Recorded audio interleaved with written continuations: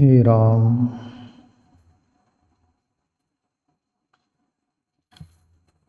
कबीरा खड़ा बाजार में, मांगे सबकी खैर।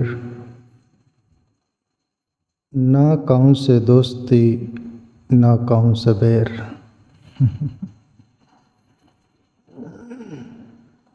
संत कबीर साहब। प्यारे मित्रों, संत महापुरुष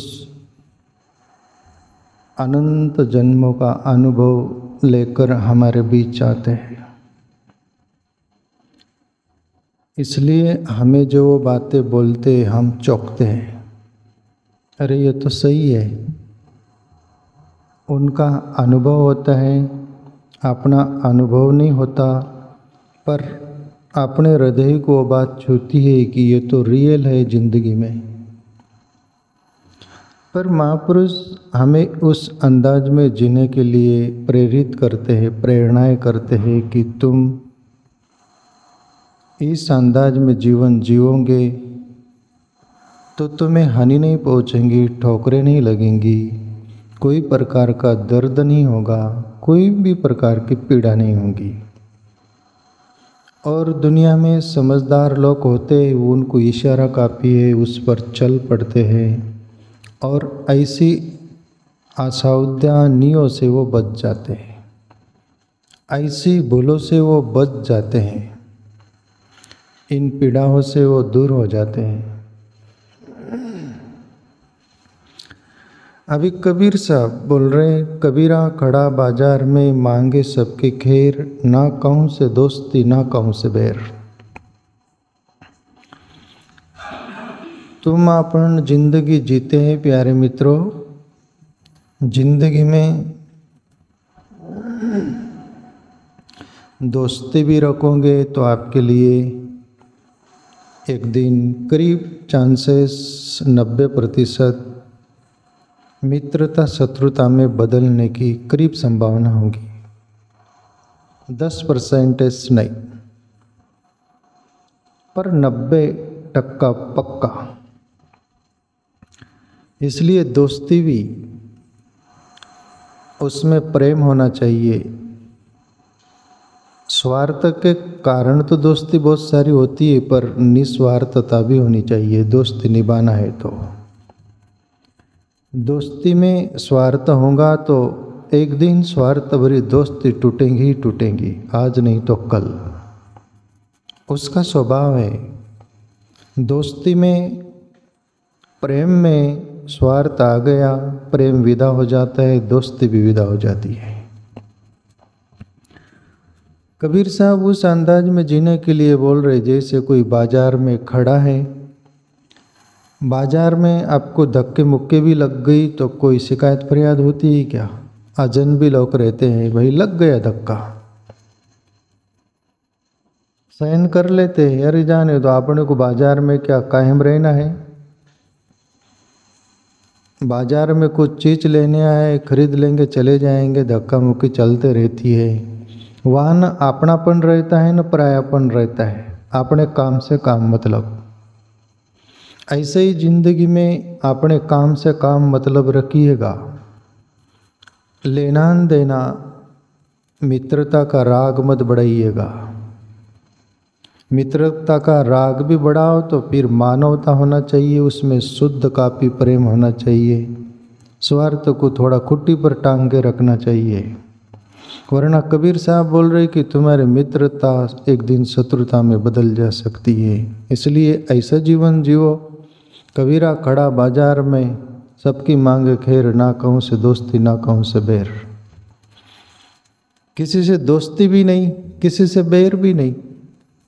दूसरी बात, बैर यानी दुश्मनी, वैर भाव होगा जीवन में तो भी तुम सही जिंदगी चैन से नहीं जी सकते हो। कभी भी दुश्मनी से दोनों तरफ शांति नहीं रहती, अशांति ही रहती है। क्यों? वहाँ प्रेम नहीं है, दुश्मनी है, और दुश्मनी में न कमी हो तो भी कमी दे के जाती है।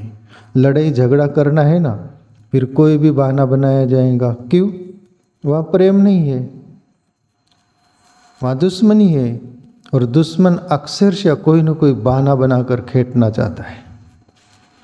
तो जिंदगी में दोस्ती भी नहीं, दुश्मनी भी नहीं। दुश्मनी में भी विवेक रखिएगा और मित्रता में भी विवेक रखिएगा। मित्रता भी सही अंदाज में हो, दुश्मनी नहीं हो, दुश्मनी नहीं बढ़े, नहीं बने, इस अंदाज में जीवो तो आपका जीवन वैसा ही होगा। कबीर साहब बोल रहे जैसे बाजार में आप खड़े हो, किसी से दोस्ती भी नहीं है, बैर भी नहीं है और आप परेशान नहीं है।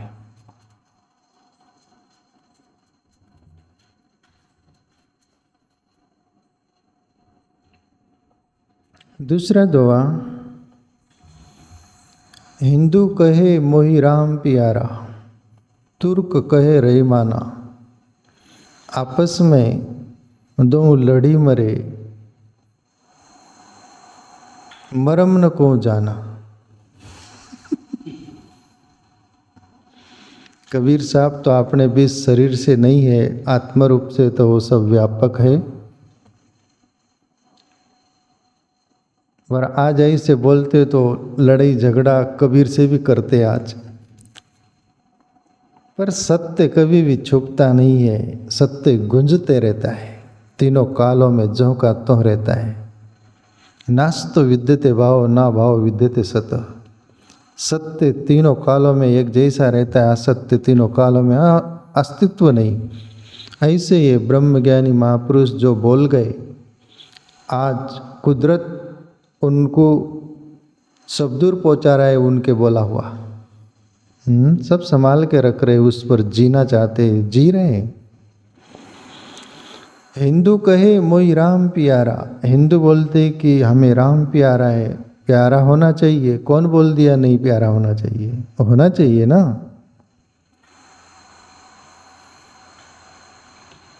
क्यों? वो राम सबके अंदर बैठा हुआ है। कोई राम बोलता है, कोई रहीम बोलता है, कोई राम बोलता है, कोई रहीमाना बोलता है। क्या फर्क है?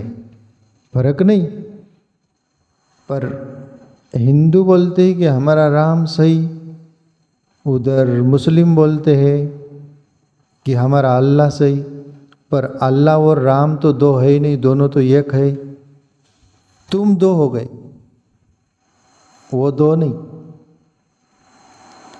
मुसलमान के अंदर भी वही बसा हुआ है। वो बोलते हैं अल्लाह। मैं कुरान में मोहम्मद पैगंबर की वो वाणी, वो जो बोले वो पढ़ा हूँ। अल्लाह शब्द का प्रयोग किया उन्होंने। अल्लाह यानी अपन बोलते हिंदू में परमात्मा। परमात्मा का अर्थ होता है दौल, पूरा। अल्लाह का अर्थ होता है पूरा। मोहम्मद पैगंबर भी गलत बोल रहे हैं क्या? हिंदू भी गलत बोल रहे, ऋषि मुनि बराबर है ना? फिर तुम अपन लड़ाई झगड़ा क्यों कर रहे?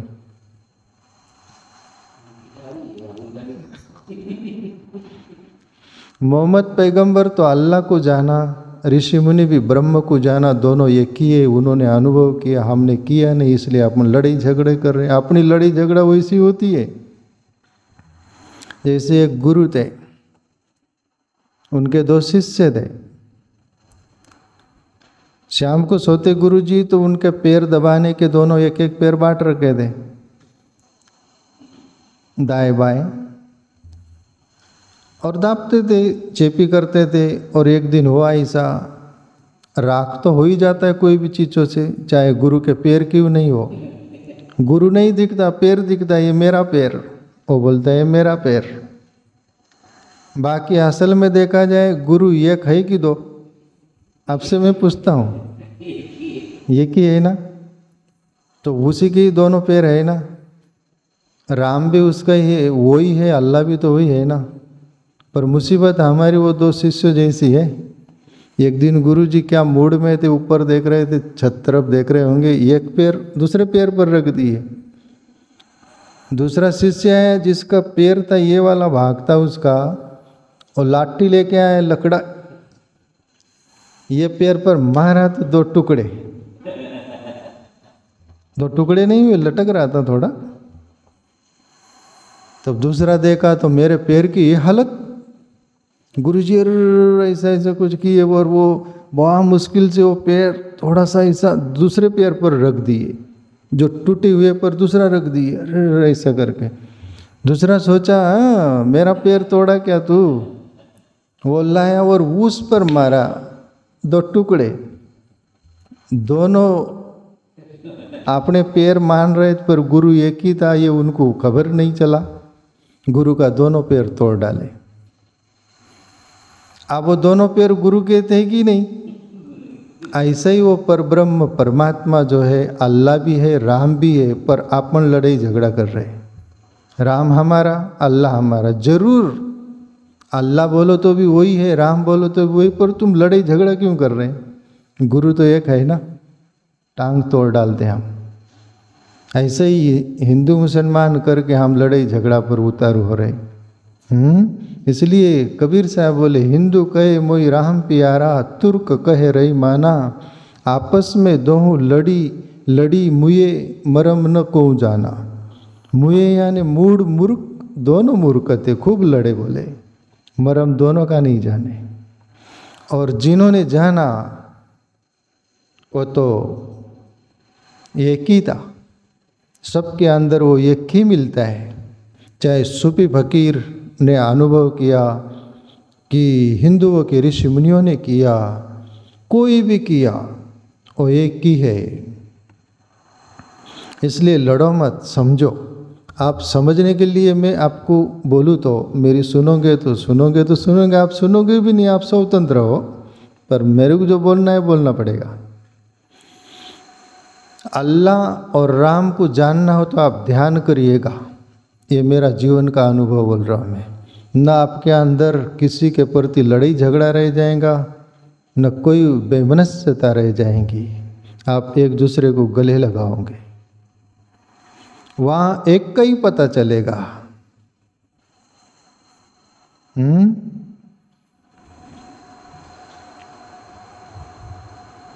तीसरा दोहा, कहेत सुनत सब दिन गहे, उर्जी न सुरज्या मन। कई कबीर चेत्या नहीं, आज हूँ सो पहला दिन। बहुत प्यारा दोहा है। कबीर अपने मन के बारे में बोल रहे, अपने ही मन नहीं, सब मन मन एक ही। नाम लिखो तो कितना नाम, दो ही अक्षर आएगा ना, मन। तो फिर आपका मन हो कि हम, मेरा मन हो कि दुनिया का मन हो, मन मन है ना। तो कबीर अपने मन के बारे में बोल रहे कि सबके मन के बारे में बोल रहे, सब ले लो, अपने ही मन के बारे में बोल रहे। कबीर साहब बोल रहे कि ये मन कहे तो सुनत सब दिन गए, उर्जी न सुरजा मन। तू उलझन में ही रहा मन, सुलझाया ही नहीं। मैं इतना बोला, बोल बोल कर थक गया, कहीं के दिन चले गए, पर मन तू समझने को राजी नहीं हुआ। और मन जो है समझने को राजी नहीं रहता। वो बोलता अभी मार के देख, मार खाते रहता है और बोलते रहता है। तुम कितना भी बोलो हमको इतबार है। तो ये मन जो है प्यारे मित्रों, कबीर साहब बोले, कई कबीर चेत्या नहीं, आज हूँ सो पहला दिन। और मन बोलता है कि आज मेरा पहला ही दिन है, बोलो।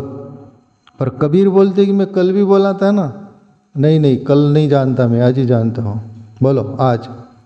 आज भी बोल दिए कबीर, दूसरा दिन हुआ, बोलो आज मेरा पहला ही दिन है। पर मन कभी नहीं मानता कि इतने दिन से कबीर साहब बोल रहे कि मैं सुन लूँ, समझ लूँ। और जिनका मन समझ गया और परमात्मा की ओर चल गया, उसको दिशा अच्छी मिल गई, तो प्यारे मित्रों वो भगवान हो जाता है। मन ही देवता, मन ही ईश्वर, मन से बढ़ा न कोई। मन उजियारा जब जब पहले जग उजियारा होए। जग से चाहे भागले कोई मन से भाग न पाए, तोरा मन दर्पण कहलाए। इतनी बड़ी उपाधि मन को दी गई। इसलिए संत महापुरुष मन के प्रति इतना बोलते हैं प्यारे मित्रों। मन ही सबका कारण है। झंझट फैलाने का, झंझट करने का। इसलिए कबीर साहब बोले भैया मन मान जाओ। स्वामी समर्थ स्वामी रामदास तो बोले मना सजना, भक्ति पंथी से जावे तेरे श्री हरि पावी जो स्वभाव। मन के प्रति बहुत बोलते कि हे मन किधर भागता है, ईश्वर की ओर चल। तो प्यारे मित्रों, मन मनन करते रहता है, चिंतन करते रहता है, फिर अपन मन को कौन सा चिंतन पकड़ाते हैं। गलत चिंतन यदि मन को पकड़ा दिए और मन के साथ अपन सपोर्टर हो गए तो मन आपको गड्ढे में जरूर ले जाएगा। वो बिना नाथ फोड़ा हुआ बैल है, वो सिक्कट बछड़ा है, वो गड्ढे में ही ले जाएगा। इसलिए उसको नाथ फोड़ दो, हरि नाम की नाथ पहना दो, परमात्मा की ध्यान की नाथ फोड़ दो, उसको लगाम लगाओ परमात्मा की तरफ। तुम अपन सब लगाए। एक बहनाबाई की, बहनाबाई क्या महाराष्ट्र में कौन, वही ना, बहनाबाई है ना, बहनाबाई का भजन है, उनका क्या बोले हो, मन वड्डाए वड्डाए हुबा पिकातला ढोर, ऐसा ना, मन वड्डाए वड्डाए हुबा पिकातला ढोर। बहनाबाई बोलती है, महाराष्ट्र में एक संत हुई, जैसे संत ही हुई क्या, ओके। तो वो बोली मैं कहीं सुन रखा हूँ, पढ़ रखा हूँ, मेरा याद रहता है, मन वड्डाए वड्डाए हुबा पिकातला ढोर। मराठी में है पर हिंदी भाषी के लिए मैं तो हिंदी मेरी लैंग्वेज, मेरी मातृभाषा, जैसे महाराष्ट्र में जरूर रहता हूँ। मराठी मेरी माँ से, हिंदी मेरी माँ है, माफ़ करना मराठी, पर मराठी समझती हूँ, मुझे उसका ट्रांसलेशन में करता हूँ। बहनाबाई बोल रही कि मन इतना वडाल है, वडाल का अर्थ मराठी में वडाल बोलते हैं, मन इतना दुष्ट है बोल दो कि चालाक है बोल दो, छलकपटी है। वडाल का अर्थ क्या लगा है हिंदी में, वही ना, इतना बेकार है, ऐसा ही बोल दो। तो जैसे भरा खेत हो, माल फसल हो, उसमें बंदा घुस जाता है, कोई फिक्र नहीं करता फसल की, ऐसा मन है। बोले उसको लगाम लगाओ।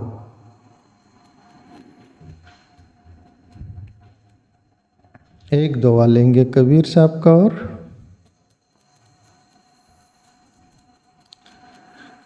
कबीर लहरी समंद की मोती बिखरे आई, बगुला भेद न जानई हंसा चुनी चुनी खाई।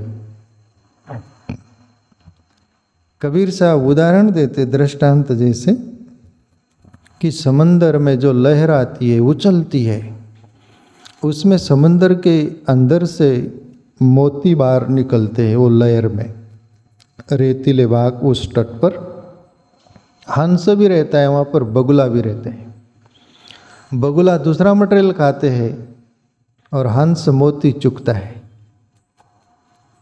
हंस की जो सोच है और जो चॉइस है वो मोती चुगने की है, पर बगुले जो है मोती तरफ देखता भी नहीं, मोती उसको समझता भी नहीं। अब कबीर साहब दृष्टांत तो उदाहरण दे रहे, पर तुम अपन पर सब कैसे लागू होता है वो भी समझे आप। कबीर लहरी समंद की मोती बिखरे आई, बगुला भेद न जानई हंसा चुनी चुनी खाई। ऐसे ही दुनिया में दो व्यक्तित्व होते हैं, एक बगुला की तरह और एक हंस की तरह। हंस की तरह जो लोग होते वो मानवता पूर्ण जीते हैं, सज्जनता पूर्ण जीवन जीते हैं, ईश्वर की भक्ति करते हैं, दूसरों को सत्मार्ग बताते हैं, वो रास्ता बताते, खुद भी उस पर चलते हैं, आत्मचिंतन करते। वो हंस की तरह मोती की तरह चुगते हैं, चुनते हैं, वो कीमती चुनते हैं, वो चुगते हैं। वो ऐसे हंस की तरह जो लोग होते वो किसी को भी तकलीफ नहीं देते, क्षति नहीं पहुंचाते कोई भी प्रकार का। वो हंस की तरह, और हंस बहुत ज़्यादा नहीं ना, बगुला तो बहुत है ना। बगुला तो किधर भी दिखते हैं, पर हंस दिखते हैं क्या?